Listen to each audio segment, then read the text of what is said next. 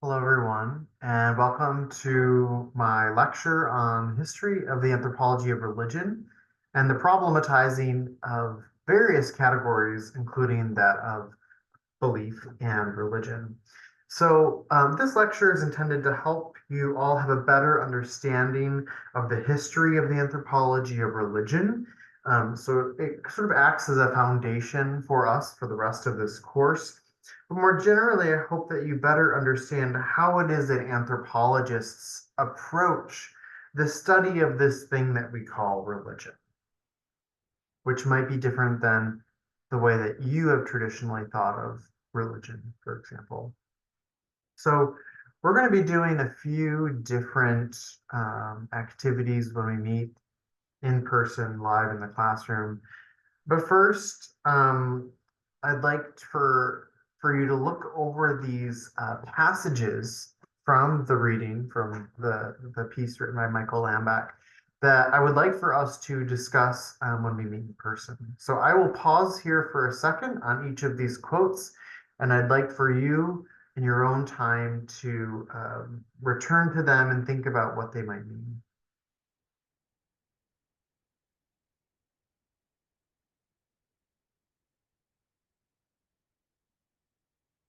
So I'm just going to go through all of them here.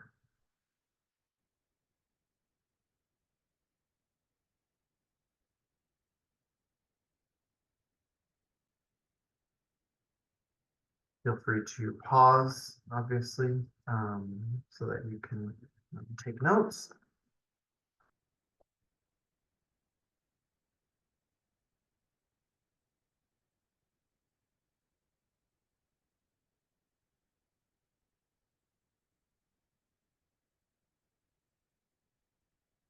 And again, I will assign these groups when we meet in class in person.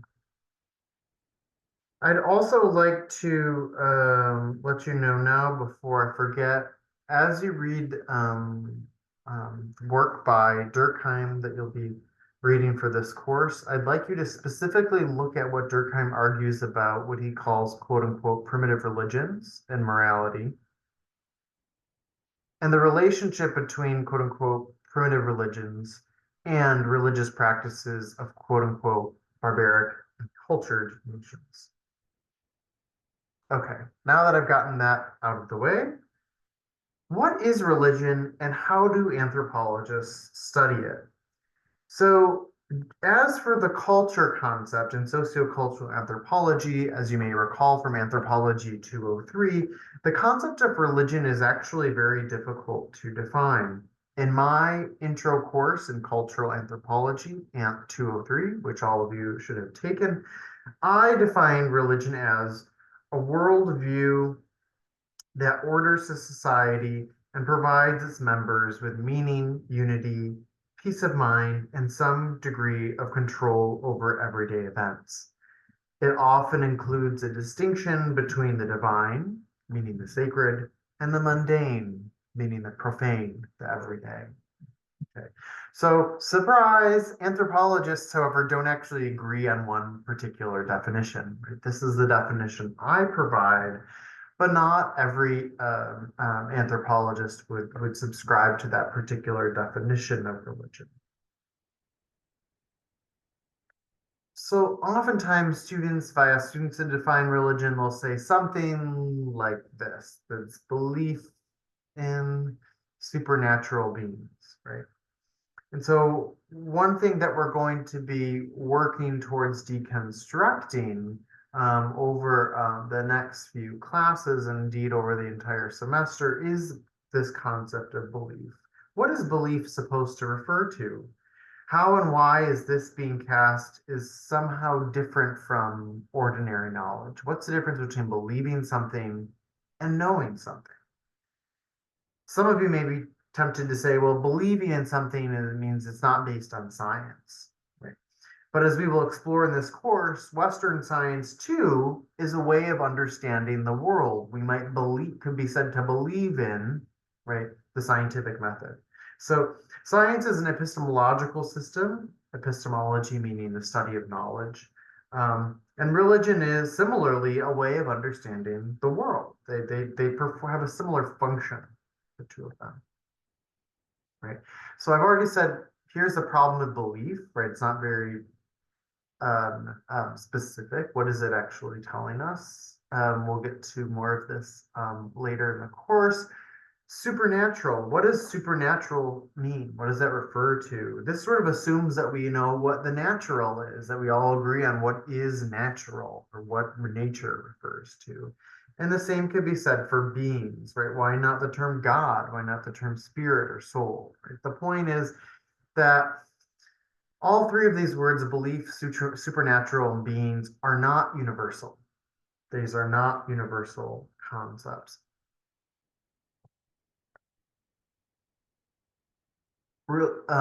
Thinking about yoga in the North American context as a religion, right? Is it a religion? This is something I've asked before in this course.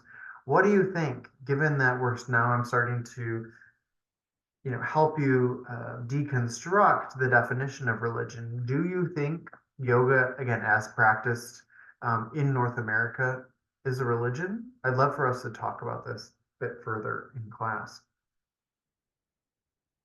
So, for anthropologists, religion is more than simply a study of specific religious traditions. This is the word they typically use in religious studies, traditions, right? Say Buddhism, Jainism, Hinduism, Christianity, Islam, right? And their sacred texts, right? Anthropologists don't simply study these particular traditions and actual written text. We tend to look at religion as a system, a broad system that's lived out in people's everyday lives and experiences that allows them to make meaning, right? So, in this sense, the scientific method is religious. It has properties that provide a sense of order and meaning and truth to those who adhere to it. The famous sociologist Emil Durkheim, who we'll be reading for this class, said, quote, "I accept that religious belief rests on a definite experience, whose demonstrative value is, in a sense, not inferior to that of scientific experiments, though it is different." Right? And so this is something I talk about when I teach Anthropology 203, that we as cultural anthropologists understand that religion, quote unquote religion, and quote unquote science can often exist side by side in terms of people's lived experience. Many people might believe in a particular religious tradition or faith, but also seek help from a medical facility when they're diagnosed with cancer. And you can do both. It doesn't have to be an either or in terms of how many people live their religion. So we as anthropologists aren't asking, is this real? Is this particular religion correct? Or is it appropriate or etc.? No. Instead, we ask, what are the rules or structures to this particular ritual? What is the function of this ritual? How does it create meaning? And how does it reflect sociocultural change or status quo? There are even some secular norms or values in America. Think about, for example, on the US Constitution, that could be called a kind of secular religion in the sense that it's an ideology that is widely shared by the general population, right? The First Amendment, it's this value that many people share, but it's actually not, we don't tend to think about it as a kind of religion. But if you think about its function and its practice, it could be said to have a religious component to it. If an individual is impacted, say, emotionally or spiritually by a particular cultural practice, then that makes it real for us as anthropologists. If it's real to the person who's experiencing it, then it's real to us as anthropologists. That's good enough for us. We don't need to prove, for example, that God exists in the world in order to prove that God matters to some people, right? As a cultural anthropologist. So again, I try to start our course with this close framing because it's going to be important for you all to understand how it is that anthropologists think about religion and how that might differ from, say, a philosopher might approach the study of religion, or a religious studies scholar might approach the study of religion.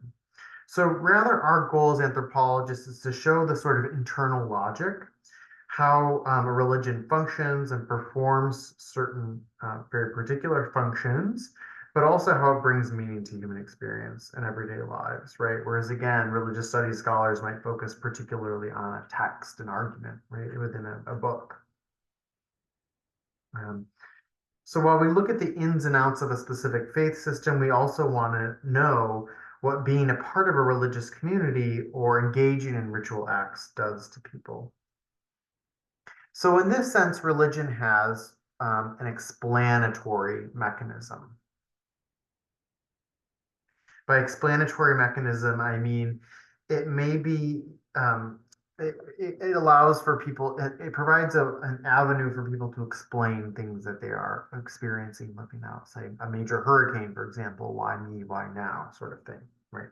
Um, this can be a little bit uncomfortable for those of us who actually practice a religious faith, right? But I'm not saying that your religious practice is nothing but an explanatory mechanism. But religion does act as a way of explaining or making sense of things that we cannot observe, or that we observe but don't understand the origins of, for example, right? So this is what we can think of as a kind of functionalist explanation for religion, right? That it provides a sense of meaning and order, etc.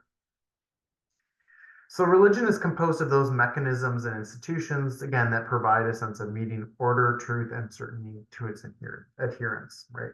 It's composed of, as I've written here, symbols, tropes, and performative rituals.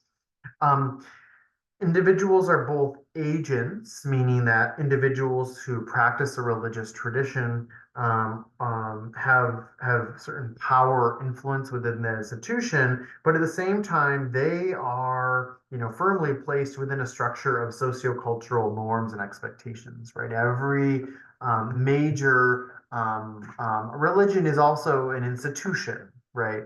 So we're also, it's those human actors who participate in such a tradition are also constrained by institutional norms. Okay. So in the second half of the lecture, I will be discussing 8 key characteristics of religion. These are core concepts and terms that you will need to learn if you don't know them already, and you'll be using them throughout the semester. The first term is holistic, the second universalistic, the third ethnographic, comparative, contextual, historical, dialogical, okay, and self-critical. And I will continue this lecture into the second portion.